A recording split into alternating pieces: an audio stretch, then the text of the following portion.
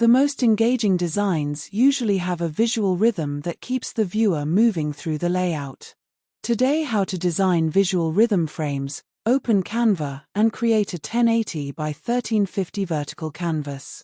Start with a muted beige background and apply a soft gradient for a refined look. Insert a large portrait frame near the center and add 3 smaller frames around it in alternating sizes.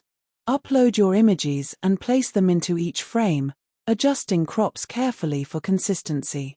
Slightly overlap one of the smaller frames and rotate another by a few degrees to introduce movement. Apply soft shadows to all frames and lower the blur settings until they feel subtle. Add thin geometric lines